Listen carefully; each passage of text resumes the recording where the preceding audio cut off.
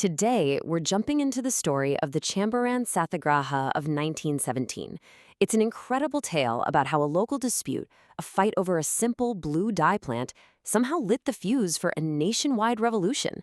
And it all kicked off because one man refused to stay quiet. And hey, don't just take my word for it. Those are the words of Gandhi himself. For him, Champaran was way more than just another protest. It was the moment he said he was truly introduced to the real India, to the struggles of its people.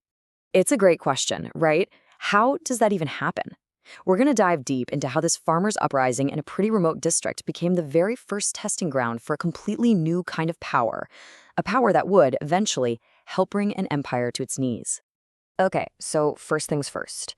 To really get the revolution, you have to understand the oppression. Let's take a look at what was actually happening on the ground in Champaran, where peasants were caught in a system that was basically designed to break them. The system was a total trap, built on a crazy imbalance of power. Imagine this, you're a sharecropper, and British landlords are forcing you to plant indigo on the best parts of your land. Not the food you need to feed your family, but indigo. Then you're forced to sell that crop back to them at a fixed, ridiculously low price. It was a one-way ticket to poverty, all while the British planters were getting rich, backed by the full might of the colonial government. But, even in the middle of all that despair, sometimes all it takes is one person's incredible determination to set off a chain reaction. His name is often overlooked in the grand scheme of things, but his role, absolutely essential. And that person was Rajkumar Shukla. The sources describe him as illiterate but resolute, which is just perfect. He wasn't some powerful leader, he wasn't formally educated, but his willpower was just unshakable. He traveled all the way to the Indian National Congress session with one single-minded mission: find Mahatma Gandhi and get him to come to Champaran. This next part just brilliantly captures Gandhi's whole approach. When he finally arrives in Bihar with Shukla, he's not greeted like some big-shot lawyer. The servants at the home of Rajendra Prasad, a man who would go on to be India's first president, they saw Gandhi's simple clothes and thin frame and just assumed he was another poor farmer. They wouldn't even let him draw water from the well because they thought his touch would pollute the source. He was literally indistinguishable from the very people he had come to help. So, what was Gandhi's plan? He didn't show up with weapons or some grand scheme for a violent uprising. No, he brought something entirely different, a method, a philosophy he had been perfecting in South Africa. It was a new way to fight. He called it Satyagraha. The word literally translates to holding on to truth, or what he called truth force.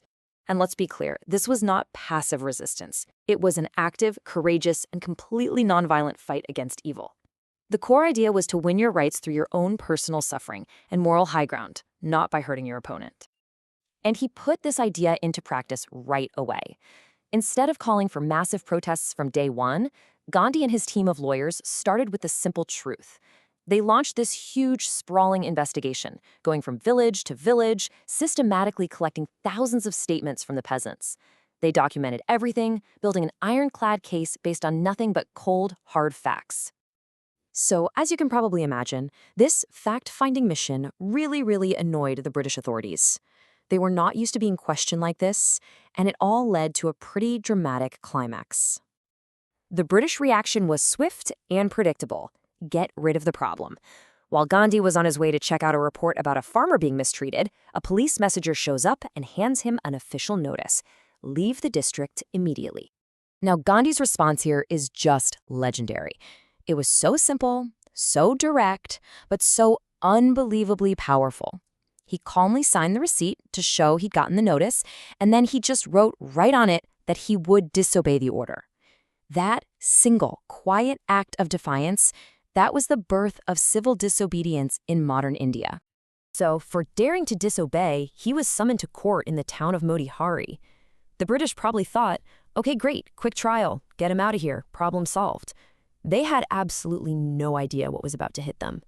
Because when the morning of the trial came, the town was, as one person put it, black with peasants. Thousands, just thousands of them. Farmers had walked for miles, all through the night, to gather in this massive, silent show of support.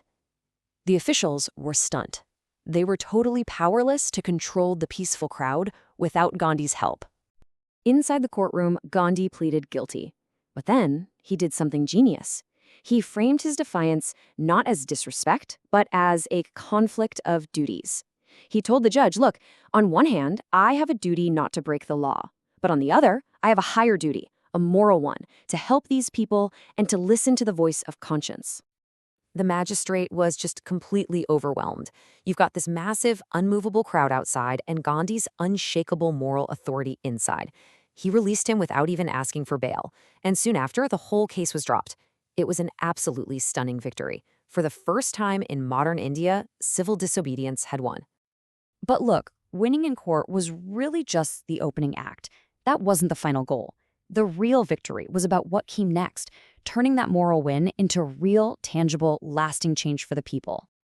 So what happened? An official commission of inquiry was set up, with Gandhi himself representing the peasants. After a lot of back and forth, the planters actually agreed to refund 25% of the money they had illegally taken. Now for Gandhi, the amount didn't matter as much as the principle. The British landlords were forced to give up not just some of their money, but some of their prestige. And the biggest win of all? The Champaran Agrarian Act was passed, a new law that officially killed the oppressive sharecropping system for good. But Gandhi, being Gandhi, knew that political wins weren't the whole story. He saw the deep social problems in the villages and decided to tackle them head-on. Volunteers, including his own wife Kasturbai, came to open schools, teach people about basic hygiene and sanitation, and improve the local health conditions.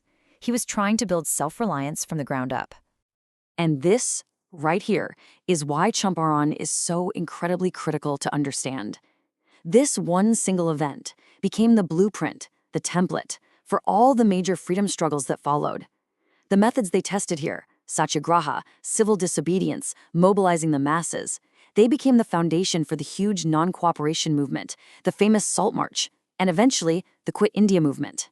It was the first step on that long road to independence. When you really boil it down, the story of Champaran is more than just a history lesson. It's a powerful reminder of how real change can happen. It shows that when a strategy is rooted in truth and people are committed to becoming self-reliant, they can challenge even the most powerful systems on Earth. Which kind of leaves us with one big question to think about. If their courage could challenge an entire empire, what can it inspire us to challenge today?